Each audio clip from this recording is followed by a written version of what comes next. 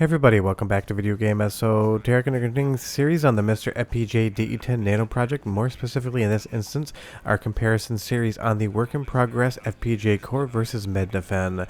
As I said in the previous video, these are in no way, shape, or form definitive tests. We're just having some fun to see how good the core has gotten so far and where it can go from here. Before we get too far involved though, do me a huge favor, go down below, hit like and subscribe and ring that notification bell. Definitely helps us out. And if you feel so inclined and want to support the channel, I got a Patreon link down below as well. But if there's another game I absolutely love on the Sega Saturn, it's Die Hard Arcade. I first played this in the arcades on the Sega Titan Video Arcade board, which is basically just a Sega Saturn with a cartridge. I owned it on Saturn as a kid, and I've been playing it ever since. So we're starting off with the MiSTer footage here. So pay attention to the colors, pay attention to the graphics, everything going on screen. Try to identify anything that might help you be able to tell a difference between this and Mednafen. Because as we go over to the Mednafen source, these again, just like our Sega Rally test, almost feel like they are one-to-one accurate. There are going to be some slight differences in cutscenes, which I'll show you in just a moment, but otherwise on the gameplay front, the performance and the graphics feel absolutely spectacular. Now granted, MiSTer FPGA has a technical advantage because the underlying OS is so tiny, latency is not an issue whatsoever. Now I have no issues with latency on my system either, but I'm running an i9 and I close all my programs in the background before I capture any software emulation tests. So your system may be different. Sega Saturn Emulation is not the lightest weight thing in the world, but if you have a relatively modern PC, you should be fine. Now moving back over to the MiSTer capture, and again the logos are in the bottom left hand corner. This looks spectacular. I played through Die Hard Arcade on MiSTer FPGA start to finish more than once in my spare time just playing around. It is a game that you can finish today even though the core is not yet technically complete. And I thought this was really interesting. I've never seen this happen. I was going to cuff her to get out of the fight and the fan ended up hitting me. I've never seen that happen before, but I'm sure it can. Just a slight observation that even if you played this game 20-30 times, it can and will do something different just to keep you on your toes. Now with the intro cutscene with no player input, I have taken each frame when the Die Hard Arcade logo first appears with that bright color and lock them together and then drag the source back to the intro, and you will see the cadence of the helicopter, all of the blur in the rotors, all of the graphics, and especially all of the screen transitions from one scene to another are again one-to-one locked off. They are frame-to-frame accurate. Everything happens at the exact same rate, so that is impressive for both Mednafen and MiSTer FPGA. We'll just have to check in a future video to see if that's the same thing on real Sega Saturn hardware. From Mednafen to MiSTer here, again, if I didn't put the logos up on the screen and if I didn't change the language just to help me out a little bit, you'd be very hard pressed to tell any difference. And the side-by-side comparison here, the walls seem to be almost near identical to the same color. The carpet blue and purple on the ground there. This is like 99.9% of the same color space across two different platforms completely. And again, it is impressive just how far it's come. These blackout screens are in real time, and sometimes you'll see a frame of garbage on MiSTer FPGA as it transitions from a progressive scan system to interlacing. That's just something that MiSTer has to deal with, where Mednafen seems to bypass that, but it is just that one frame.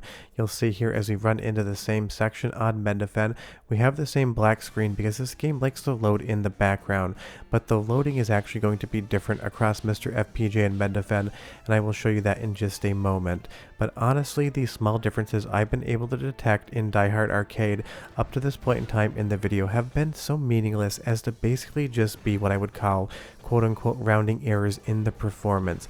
And as far as the loading speeds are concerned, that could just be something to do with the access speed of my hard drive versus the micro SD card on my MiSTer, although I would expect the hard drive to actually win considering it is an NVMe SSD versus just a micro SD card. But there's so many variables that can add 1 or 2 frames in a loading sequence that really just aren't in anybody's control and honestly really don't matter. If I didn't show you the differences, you really wouldn't be able to tell. But right here we are on MiSTer, and we're going to move up to another heads-up display. We're going to have Mednafen on the left again and MiSTer on the right. You're going to see that everything is frame locked here, but then as the screens fade to black, the MiSTer FPGA source is going to pop up first. And that means it loaded in this sequence ever so slightly faster. Now I tried this with the same region and the same thing happened, so it's not anything to do with the language or subtitles below. It just seems that MiSTer FPGA has like a quarter of a second loading benefit versus something like Mednafen. Honestly, in practice, you would never know if I didn't show it to you, but you can certainly see it in the footage that MiSTer FPGA jumps ever so slightly ahead. But again, this could just be something about how full my hard drive is versus how full my micro SD card is.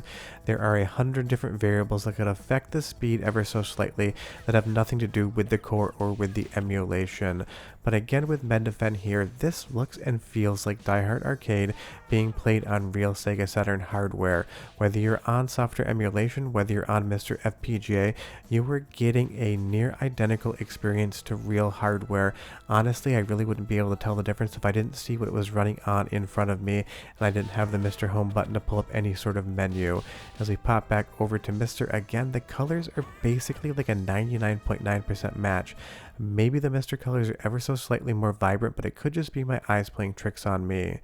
Now again, in another locked off sequence, all of the camera transitions are frame to frame, but you'll see here as John McClane dives to the right there, the MiSTer FPGA source is going to again come up ever so slightly quicker than Mednafen. That really is the only difference so far that I've really been able to tell. But take a look at the yellow in the firefighter suits. Kind of look more like hazmat suits, but I've always assumed that they were firefighters.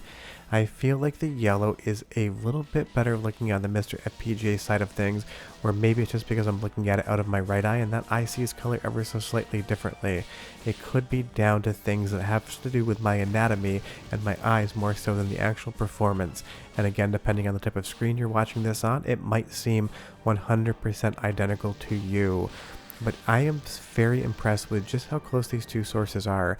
I kind of expected more deviance in the Mednafen versus MiSTer FPGA previews, but what I found across the first two games is they are 1-to-1. And if you want to see more of these videos, leave me a recommendation down below of the next game to test. Obviously, if you can't tell already, I'm testing some of the Saturn's best games because I know most people are going to be familiar with them versus testing a deep cut where nobody really knows from that memory of playing the game what it should really look like. But here over on Mednafen, again, it is impossible to tell if I don't put the logo up and I don't look at my timeline checking the titles of the videos as I watch through this. And as we continue on Mednafen here, the only difference is I accidentally failed this QuickTime event. It was not intentional. I tried to match the QuickTime events 1-to-1, but even I made a mistake in that little variable there and succeeded on MiSTer FPGA.